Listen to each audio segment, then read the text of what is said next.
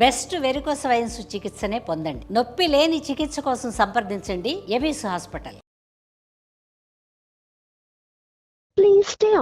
Hello hello అత్తమ్మ, వచ్చేటప్పుడు కూరగాయలు అవి ఏం తీసుకొని రమ్మంటారు?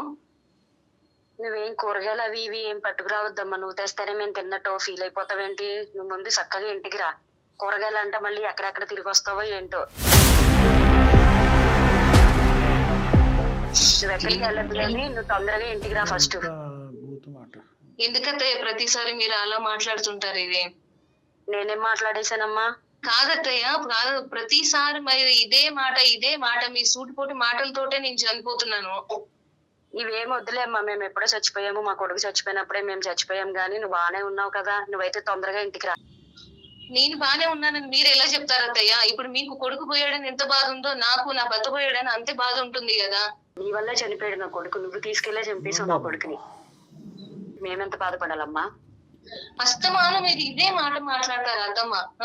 మీ మాటలతోటి మీ కొడుకు చనిపోయాడన్న బాధ కన్నా నాకు అసలు మీ మాటలతోటి మా సూటిపోటు మాటలు వల్లే నాకు ఈ బాధ ఎక్కువైపోయింది. తొందరగా ఇంటికి రా ఫస్ట్. హలో, నమస్తే అమ్మా. నమస్తే అమ్మా. ఎవరండి మాట్లాడేది? అమ్మా, నేను నా పేరు డాక్టర్ కళ్యాణ్ చక్రవర్తి. మీ పేరు తెలుసుకోవచ్చమ్మా? మంజుల అండి నా పేరు. మంజుల గారు నమస్తే. కాసేపు ఒక 2 నిమిషాలు మా మాట వినండి అమ్మా. నేను నాతో పాటు జయ గారు ఉన్నాము. సుమన్ టీవీ అందమైన జీవితం ప్రోగ్రామ్ నుంచి అమ్మా. ఇది మీరు వినే ఉంటారు, ఈ ప్రోగ్రామ్ చూసే ఉంటారుగా. ఓకేనమ్మా. సో ఆ ప్రోగ్రామ్కి మీ కోడలి పిల్ల ఈమెయిల్ పంపించింది మాకు. ఈమెయిల్ పంపించి ఏమనందంటే, డాక్టర్ గారు, భర్త పోగొట్టుకున్న నేను ఒక భయంకరమైనటువంటి బాధలో ఉంటే కనుక భర్త పోగొట్టుకున్న బాధకు మించినటువంటి బాధని ఈరోజు నేను అనుభవిస్తున్నానండి, నాకు హెల్ప్ చేయండి సార్ అని చెప్పి ఒక ఈమెయిల్ పంపించడం జరిగింది. మీ ఇద్దరి మధ్యన జరిగినటువంటి సంభాషణ బట్టి ఆ అమ్మాయి ఈరోజు భర్త చనిపోయిన తర్వాత ఎంత నరకయాతన అనిపిస్తుంది అనేటటువంటిది మీరు మాట్లాడినటువంటి 3 నిమిషాల్లో మాకు అర్థమైందమ్మా. అలాంటిది ఆ అమ్మాయి 3 సంవత్సరాల పాటు ఈ నరకయాతన ఎలా అనిపిస్తుంది, ఇంకా ఆ వాతావరణంలో ఆ పిల్లల్ని వేసుకున్న అమ్మాయి ఎలా ఉంది, ఈ క్షణమే ఆ పిల్లల్ని ఎత్తుకుని బయటకు ఎందుకు రాలేదని అనిపించిందమ్మా. మంజుల గారు, ఈరోజు మీతో గట్టిగా బిగ్గరగా మేము మాట్లాడలేకపోతున్నాం. ఎందుకంటే మీతో గట్టిగా బిగ్గరగా మేము మాట్లాడలేం. ఆ మాటలకు మేము కోపం తెచ్చుకుని మీ మీద పడలేం. ఎందుకు అంటే కనుక కొడుకుని పోగొట్టుకున్న బాధలో మీరున్నారు. కొడుకుని నువ్వు మర్డర్ చేసావని అమ్మాయిని అంటే ఎలాగమ్మా? అమ్మాయి చేసిన తప్పేంటి ఒకసారి తెలుసుకోవచ్చు అండి. మా బాబు చనిపోయాడు అంటే చంపేద్దామని తీసుకెళ్ళిందమ్మా. మీ మాటకి నేను ప్రశ్న బాగా అడుగుతాను. నేను చంపేద్దామని పట్టుకెళ్ళింది కేరళ. ఇప్పుడు పెళ్ళైనప్పటి నుంచి కూడా మాకు ఇష్టం లేని పెళ్లి చేసుకున్నాడండి మా బాబు. అంతవరకు ఓకే. అంతసేపు సినిమాలు షికార్లు అంటా తిరిగింది. 2 పిల్లలు పుట్టారు. 2 పిల్లలు పుట్టిన తర్వాత ఇంటి పట్టున ఉండకుండా కేరళ వెళ్దాము, అక్కడికి వెళ్దాం, ఇక్కడికి వెళ్దాం అని తీసుకుని, అంటే పలానా రోజు 3 సంవత్సరాల క్రితం 2022లో ఆ పలానా రోజు అబ్బాయి చచ్చిపోతాడని ముందస్తునే యమదేవుడు ఆవిడకి చెప్పటం వల్ల ఆవిడ అది పుస్తకంలో రాసుకుని ప్రత్యేకంగా ఆ రోజు డిసైడ్ అయ్యి అక్కడికి వెళ్ళిందమ్మా. మాట్లాడటానికన్నా పద్దు ఉండాలమ్మా. ఇదంతా ఒక ఎత్తమ్మా. ఇందాక మీ అమ్మాయి ఫోన్ కలిపినప్పుడు, మీ కోడలు ఫోన్ కలిపినప్పుడు, బజార్కి వెళ్తావు, కాయగూరలు తీసుకొస్తావు, కాయగూరలతో పాటు అటు ఇటు వెళ్ళి వస్తావు అంటే కనుక ఎటు వెళ్తుందమ్మా అమ్మాయి? ఏంటమ్మా ఒక ఆడదాంతో మాట్లాడేనమ్మా ఇవి? ఆ మాట్లాడటానికి మీ కొడుకును పోగొట్టుకున్న బాధలో మీరు ఉన్నారు. అది మేము ఆస్వాదిస్తున్నాం. దానికి సంబంధించినటువంటి సానుభూతి పూర్తి స్థాయిలో మాకు ఉంది. అందుగురించి కొడుకు అంటే నాకు 2 కొడుకులు 3 కొడుకులు లేరు కదా సార్. నాకు ఉన్నది ఒక్కగానొక్క కొడుకు కదా సార్. ఆవిడకి కూడా 2 3 భర్తలు లేరమ్మా. ఆవిడకి కూడా ఒకే భర్త. ఇది మీరు మర్చిపోతున్నారు. దానికి ఇప్పుడు లేటుగా రావటానికి బయటకు వెళ్ళటానికి సంబంధం ఏముందమ్మా? ఎప్పుడెప్పుడో వస్తుంది సార్ ఆవిడ వెళ్ళి. ఇంటి పట్టున ఉండదు. ఎంతసేపు ఆ పెళ్ళైనప్పటి నుంచి కూడా సినిమాలు షికార్లు అంతా తీసుకెళ్తానే ఉండేది. అది ఓకేలేమ్మా. ఇప్పుడు భర్త చనిపోయిన తర్వాత ఇప్పుడు ఏం జరుగుతుందో చెప్పండి. మీకు అంత బాధ కలిగించినటువంటి అంశం. స్కూల్లోకి వెళ్తుందా, టీచర్ గా చేస్తానంటది. ఎక్కడెక్కడ తిరిగి వస్తుందో ఏమో, మరి లేట్ గా వస్తుంది ఇంటికి. ఈ పిల్లల్నేమో నేను చూడలేకపోతున్నాను. మాటని నేను వెనక్కి తీసుకుందాం అని అనుకున్నానమ్మా, కానీ అనేటటువంటి మాట పదే పదే మీ ముందు వాడాలని అనిపిస్తుంది. అంటే ఏంటమ్మా, తన కాళ్ళ మీద తను నిలబడకపోతే తప్ప తన పిల్లల్ని బాగోగుల గురించి నాకేమీ తెలీదు. అదే మీరు పదే పదే ఆ మాట అనమాకండి అమ్మా. అమ్మమ్మ, మీరు నా కొడుకు చచ్చిపోయాడు, ఒకనొక కొడుకు చచ్చిపోయాడు అనే బాధలో నేను ఉన్నాననే మాటను మీరు అనండి. మీతో పాటు మా సానుభూతి పూర్తి స్థాయిలో మీకు ఉంటుంది. కానీ 2 తప్పుడు మాటలు మీరు మాట్లాడుతున్నారు, చాలా పెద్ద బూతు మాటలు మాట్లాడుతున్నారు. ఒకటి, కొడుకుని చంపేసింది అనేది. రెండో అంశం, ఇప్పుడు స్కూల్ అని చెప్పి షికార్లు అని చెప్పి బయటకు వెళ్ళిపోతుందని మీరు ఒక మాట అంటున్నారు. దయచేసి ఈ 2 మాటలు విరమించుకోండి అమ్మా. మేము ఇంకో విధంగా కూడా మాట్లాడగలం, కానీ అలా మాట్లాడటానికి మేము ఇష్టపడట్లేదు. ఎందుకంటే కొడుకును పోగొట్టుకున్న శోకంలో మీరు ఉన్నారు కాబట్టి. నాకు ఇష్టం లేని పెళ్లి చేసుకున్నాడు సార్ నా కొడుకు. అది అయిపోయిందమ్మా. నన్ను హింసిస్తుంది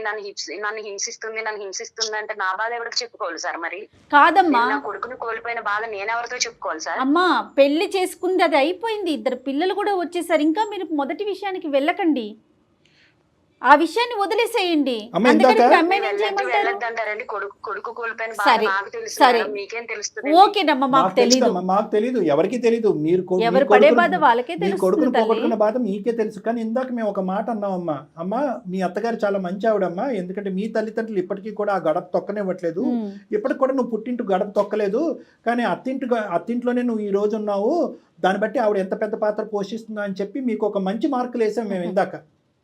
కానీ ఈరోజు ఆ మంచి మార్కులన్నీ కూడా మీరు పోగొట్టుకుంటున్నారు. ప్రేమను స్వీకరించారు, భార్యాభర్తలను ఇద్దరిని స్వీకరించారు, దురదృష్టం కొద్దీ అక్కడికి వెళ్ళారు, జరగకూడనటువంటి జరిగింది. ఒక అత్తగారి యొక్క పాత్ర, తల్లి పాత్ర ఉంది, అత్తగారి పాత్ర ఉంది, ఒక పెద్ద దిక్కు పాత్ర ఉంది. ఆ ఇద్దరు ఆడపిల్లలు భవిష్యత్ దృష్ట్యా అన్న కూడా కొద్దిగా నోరు అదుపులో ఉంచుకోవచ్చు కదమ్మా మీరు. ఒక పాప ఒక బాబు డాక్టర్ గారు, ఈ అమ్మాయి ఒకటి. ఇప్పుడు ఇద్దరు ఆడవాళ్లే కదా. ఇప్పుడు ఆ అమ్మాయిని ఏం చేయమంటారు? అసలు ఆవిడ ఏం చేయమంటారండి? నాకు అర్థం కాదు. మీ ఉద్దేశం ఏంటమ్మా? అంటే ఉద్యోగం మానేమంటారా? ఇప్పుడు లేదంటే ఇంట్లోంచి ఆ పిల్లల్ని ఎత్తుకుని బయటకు వెళ్ళిపోమంటారా? ఏమంటారు? నేను ఇంట్లోంచి బయటకు వెళ్ళిపోతానండి, ఈ నరకాన్ని నేను అనుభవించట్లేదు అని అనుకునేటటువంటి ఆ అమ్మాయి అయితే కనుక అసలు మాకు ఈమెయిలే పంపించదు. ఇద్దరు పిల్లల్ని తీసుకెళ్ళి హ్యాపీగా ఆ అమ్మాయి బయట ఉంటుంది. ఎటొచ్చి బయట ఉన్న ప్రపంచంలో ఒక సింగిల్గా ఉండే ఆడదానికి భద్రత లేదు అనేటటువంటి భయం ఒకటే ఉంది. ఆ భయాన్ని తీసేస్తే దర్జాగా బతుకుతుంది మీ కోడలు. ఆ అమ్మాయి నేను ఈ ఇంట్లోనే ఉండాలి అని అనుకుంటున్నాను, ఎందుకంటే నా భర్తతో ఉండేటటువంటి చివరి జ్ఞాపకాలన్నీ కూడా ఈ ఇంట్లోనే ఉన్నాయి. ఈ వాతావరణంలో మా అత్తగారికి ఏం కావాలి, ఈ మాటలు అంటాం ఆపేయాలంటే ఏం కావాలి అనేటటువంటిది ఆ అమ్మాయి మమ్మల్ని ప్రశ్నగా ఈమెయిల్ పంపించిందమ్మా. మీకేం కావాలి మంజుల గారు? సొల్యూషన్ ఏమన్నా చెప్పండి సార్. మీకు ఎవరి పిల్లలమ్మా? ఎలాగా ఆవిడ మీ దగ్గర వరకు తీసుకొచ్చింది కదా. సో మేమే చెప్తే సొల్యూషన్ మీరు వింటారమ్మా? వింటామండి. పావని సొల్యూషన్ కావాలంటమ్మా. ఏం కావాలి? మీరు నా మీద ఇంత పెద్ద అభాండాలు ఎందుకు వేస్తున్నారు? అసలు నేను ఏం తప్పు చేశానండి? మీకు మొదటి నుంచి కూడా నేను ఎందుకు నచ్చట్లేదు? నేను ఇంట్లో పనులు చేయనా, మిమ్మల్ని మావయ్యని చూసుకోనా, నా వల్ల ఏదైనా ఇంట్లో ఏ రోజైనా తప్పు జరిగిందా? ఇప్పుడు నేనేం చేయాలి? నేను ఏం చేస్తే మీకు నచ్చుతుంది? అదే చెప్తున్నారమ్మా మీరు. నేను ఏదో అంటూ ఉంటానమ్మా. ప్రతి దానికి నువ్వు ఇలా ఫీల్ అయిపోతే నేను ఏం చేయగలను చెప్పు? ఏదో అంటా ఉంటాను, ఏదో పెద్దదాన్ని, పెద్ద మాట అంటా ఉంటాను. అమ్మా ఏదో అంటానికి చదువుకోవాలి కానీ ప్రతిదీ తీసుకెళ్లి ఇలా బయట పెడితే ఎలాగా? రోజు ఒక్క రోజు అంటే భరిస్తాను కానీ నేను రోజు తను చనిపోయిన 3 సంవత్సరాలు 3 సంవత్సరాల నుంచి ఇదే సూటిపోటి మాటలు, ఇదే మాటలు నేను ఎంతగానో భరించాలి. మేము కూడా అదే అడుగుతున్నాం. ఏం చేస్తే కనుక మీరు హ్యాపీగా ఉంటారు, మీ అమ్మాయిని మీ మనవరాల్ని హ్యాపీగా చూసుకోవటానికి మీరు డిసైడ్ అవుతారనేది ఒకసారి చెప్పండి, ఆలోచించుకుని చెప్పండి, ఇమోషన్ పక్కన పెట్టండి. అది ఏమీ కాదు సార్. నా కొడుకు చనిపోయినప్పటి నుంచి కూడా నేను ఏ ఒక్క రోజు ఒక గంట కూడా నేను పడుకోలేదు సార్. నా కొడుకు చనిపోయినప్పటి నుంచి కూడా నేను చాలా డిప్రెషన్ లోకి వెళ్ళిపోయానండి. నాకు షుగర్, థైరాయిడ్, బీపీ ఇవన్నీ రోగాలు వచ్చేసినాయండి. ఈ రోగాలను పట్టుకుని డిప్రెషన్ పట్టుకుని ఆ పిల్లల్ని నేను చూడలేకపోతున్నానండి. ఎందుకండి? ఆవిడ ఆ పనులు అయ్యి మానేసుకుని ఇంటి పట్టునే ఉండి ఆ పిల్లల్ని చూసుకోవచ్చు కదండి. నాకు రోజు ఆవిడని చూస్తున్నప్పుడల్లా నా కొడుకుని చంపేసిందన్న ఫీలింగే నాకు ఎక్కువైపోతుంది. నేను ఇంకా డిప్రెషన్ లోకి వెళ్ళిపోతున్నాను. నేను ఏమేం మాట్లాడుతున్నానో నాకు తెలుస్తుంది, కానీ నా బాధలో ఏం మాట్లాడుతున్నానో నాకు అర్థం కావట్లేదు. మీరు తెలియకుండా అన్న మాటలే కానీ కాదమ్మా. ఒక్క మాట నాకు క్లారిటీ ఇవ్వండి అమ్మా. ఇందాక నుంచి నాకు కోపం వచ్చినటువంటి మాటలు నిజంగా మీ కోడలు ఆ విధంగా తప్పుదోవ పోతుంది అనేటటువంటి ఆలోచనతో మాట్లాడినటువంటి మాటలు కాదు కదా, బాధతోని మాట్లాడినటువంటి మాటలు. బయటకు వెళ్ళకుండా ఇంటి పట్టున ఉండమ్మా అని చెప్పడానికి మీరు వాడిన మాటలు, అంతేనా? అంతే సార్. కరెక్టే. నేను ఇంటి పట్టున ఉంటే ఫైనాన్షియల్ గా సపోర్ట్ ఎలా ఉంటుంది సార్? నా పిల్లల్ని ఎవరు చూసుకుంటారు? మరి ఆవిడే చెప్పాలి. ఎవరు తీసుకుంటారు? ఏమా మంజుల గారు, ఎప్పటికైనా అమ్మాయికి అలవాటు అవ్వద్దా సంపాదించుకోవటం, తన కాళ్ళ మీద తను నిలబెట్టడం, పిల్లలు బాగోగులు చూసుకోవటం? ఈ రోజుల్లో ఇప్పుడు 2 పిల్లల్ని పెంచడం అంటే ఎంత ఆస్తిపాస్తులున్నా ఎట్లాగమ్మా? తను బయటికి వెళ్ళి కొంచెం ఏదో ఒక రూపాయి కష్టపడితేనే కదా. డబ్బులు ఒకటే కాదమ్మా, ఈ ప్రపంచంలో తన కాళ్ళ మీద తను నిలబడేటటువంటి దమ్ము ధైర్యం ఆ అమ్మాయికి రావాలి అంటే కనుక ఈ ఉద్యోగం చేయటం అనేది చాలా ముఖ్యం. డబ్బులు అక్కర్లేదండి, మేమే పిల్లల్ని పోషిస్తాం, అన్నీ మేమే చూసుకుంటాం అనే మాట మీరు అనొచ్చు. ఓకే, ఆ స్తోమత మీకు ఉందా లేదా అనేటటువంటిది మా సబ్జెక్ట్ కాదు. ఆ గుండె ధైర్యం కావాలిగా, తన బ్రతుకు తను బతకాలిగా. ఏమో సార్, నాకేం అర్థం కావట్లేదు సార్. ఈ బాధలో నేను ఏం మాట్లాడుతున్నానో కూడా నాకేం అర్థం కావట్లేదు సార్. ఒక్కసారి సొల్యూషన్ ఏమైనా ఉంటే మీరే చెప్పండి సార్.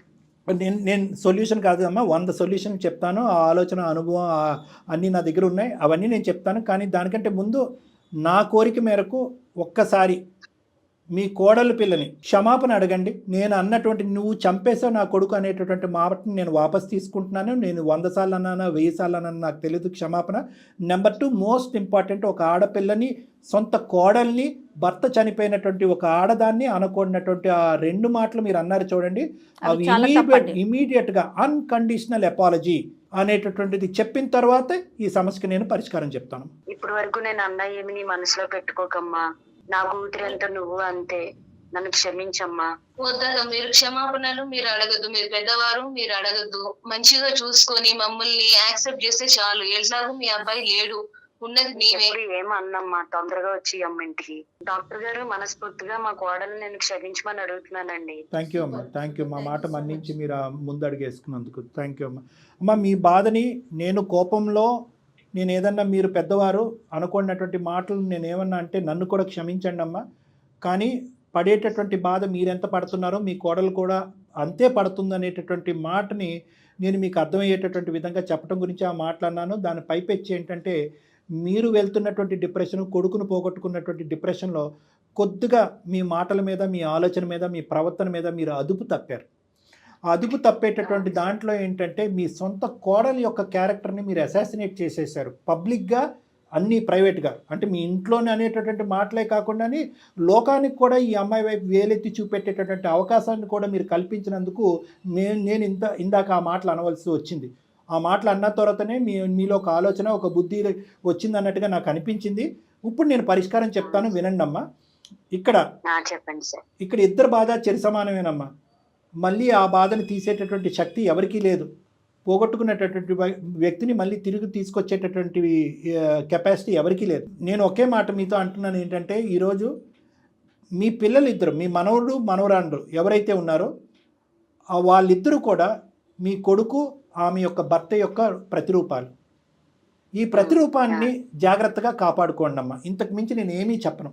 ఈరోజు ఆ పిల్లలు జరిగేటటువంటి అనర్థాన్ని జీర్ణించుకునేటటువంటి ప్రయత్నం ఉన్నారు. ఆ పసిపిల్లలు ఏమైందో తెలీదు, స్కూల్కి వెళ్తున్నారు, పేరెంట్ టీచర్ మీటింగ్కి అమ్మ నాన్న వస్తున్నారు, నాన్న రావట్లేదు, నాన్న చనిపోయాడని అంటున్నారు. అసలు చనిపోవటం అంటే ఏంటో అర్థం కానటువంటి వయసులో ఆ పిల్లలు ఉన్నారు. సో అటువంటి పిల్లల యొక్క మానసిక పరిస్థితి ఏంటి, వాళ్ళ గుండెల్లో ఎటువంటి బాధ ఉంది, వాళ్ళ మనసుల్లో ఎటువంటి ఆలోచన ఉంది, వాళ్ళని ఒక తండ్రి లేనటువంటి లోటు తీర్చలేకపోయినా కూడా ఆ తండ్రి లేనటువంటి బాధని దగ్గరుండి మీరు, మీ కోడలు ఇద్దరు కూడా ఆ పిల్లల్ని జాగ్రత్తగా పెంచేటటువంటి ప్రయత్నం చేయండి అమ్మా. నెంబర్ 1. నెంబర్ 2, నేను ఏమంటున్నానంటే, ఇందాకటి నుంచి మీరు డిప్రెషన్ అంటున్నారు. అంటే డిప్రెషన్ అంటే మనోవేదన, అదేం తప్పు కాదు, అదేం పిచ్చి కాదు. మీ స్థానంలో ఎవరున్నా కూడా, ఈ అనుభవం ఎవరు అనుభవించినా కూడా వాళ్ళందరూ కూడా ఇదే పరిస్థితిలో ఉంటారు. కాబట్టి మీరు ఎలాగైతే ఇందాక బీపీ, షుగరు, థైరాయిడ్ అన్నారో, డిప్రెషన్ అనేది కూడా ఒక మనోవ్యాధి. మీరు కంటిన్యూస్గా 3 సంవత్సరాల పాటు సరైనటువంటి నిద్ర, ఆహారాలు లేకపోవటం వల్ల మీ ఆలోచన మీద, మీ మాట తీరు మీద మీరు పట్టు అనేది కోల్పోయారు. సో దానికి సంబంధించినటువంటి ట్రీట్మెంటు నేను ఇవ్వడానికి రెడీగానే ఉన్నాను. ఎప్పుడైతే ఆ డిప్రెషన్కి సంబంధించినటువంటి ట్రీట్మెంట్ నేను ఇస్తానో, మీకు ఆటోమేటిక్గా మీ ఆలోచన మీద మీకు కంట్రోల్ వస్తుంది, మీరు మాట్లాడేటటువంటి మాట మీద మీకు కంట్రోల్ వస్తుంది, మీ కోడలు పడేటటువంటి బాధ మీకు క్లియర్ కట్గా అర్థమవుతుంది. మీ మనవల్ని మనవరాండ్లని హ్యాపీగా పెంచుకోవడానికి ఒక మంచి అవకాశం వస్తుంది. సో మీరు, మీ కోడలు ఒకసారి నా దగ్గర రావాలమ్మా. రండి, ఒకసారి మళ్ళీ మనం ఈ అంశాలన్నీ కూడా ఒకసారి మాట్లాడుకుందాము. దయచేసి అటువంటి మాటలు మళ్ళీ రాకుండా చూసుకోండి. అమ్మాయిని ఉద్యోగం చేసుకోనియండి, ఉద్యోగం మాత్రం దయచేసి మాన్పించద్దు. అలాగే సార్, మాట్లాడండి సార్. కావాలంటే మీకు, అంటే మీరు పెద్దవారు చేయలేకపోతున్నారంటే ఎవరినన్నా ఒక మనిషిని పెట్టుకోండి అమ్మా, అంతే తప్ప. అంటే ఆల్టర్నేటివ్ చూసుకోండి, అంతే తప్ప తను ఇంట్లో కూర్చోబెడితే తను కూడా ఇంకొంచెం డిప్రెసివ్ అయిపోతుంది కదా. ఏం డాక్టర్ గారు, అంతేనమ్మా. అవకాశం ఉంటే గనక పిల్లల్ని చూసుకోలేకపోతే ఆ పని చేయండి. రైట్ అండి. అలాగే మేడం. ఓకే అమ్మా. సార్, నా మెయిల్ కి రెస్పాండ్ అయ్యి కాల్ చేసినందుకు థ్యాంక్ యూ సార్. నాకు ఒక సొల్యూషన్ ని చూపించారు. రైట్ అమ్మా, రైట్. ఒకసారి అయితే డాక్టర్ గారిని కలవండి, మీరు మీ అత్తయ్య గారు. ఓకేనమ్మా? తప్పకుండా అండి, తప్పకుండా. Right. Thank you. Right doctor గారు. అంటే అదేలేండి, ఆవిడ పెద్ద ఆవిడ పాపం డిప్రెషన్లో తను ఏం మాట్లాడుతుందో తనకు తెలియకపోవటం. ఆవిడ ఏంటంటేనమ్మా ఫస్ట్ నుంచి ఆ మాట దాటేసి పెళ్లి చేసుకున్నారు, ప్రేమ పెళ్లి ఆ చేసుకున్నారు. బాధలో ఉన్నారు. అటువైపు ఆ అమ్మాయి తల్లిదండ్రులు ఆ అమ్మాయిని స్వీకరించకపోయినా కూడా నేను ఒక్కదాన్ని అన్ని పడుతున్నాను, అన్ని చేశాను. స్వీకరిస్తున్నాను. పెళ్ళి అవ్వకపోతే కనుక కొడుకు దక్కుండేవాడు, అదే. ట్రిప్ ఉండకపోతే కొడుకు దక్కుండేవాడు అనే డిప్రెషన్లో ఆవిడ ఉండిపోయింది. మేబీ దానివల్ల ఆవిడ తొందరపడి ఆ మాటలు అంది. బహుశా ఆవిడ ఆ మాటల వెనక అతను ఉద్దేశం కూడా అదే కాదు అనేది మనకి అట్లీస్ట్ ఈరోజు తెలియపరిచారమ్మా. సంతోషం. డిప్రెషన్కి ట్రీట్మెంట్ తీసుకుంటే ఖచ్చితంగా ఆవిడ. డెఫినెట్గా అండి. నమస్తే డాక్టర్. నమస్తే జగన్, థ్యాంక్ యూ.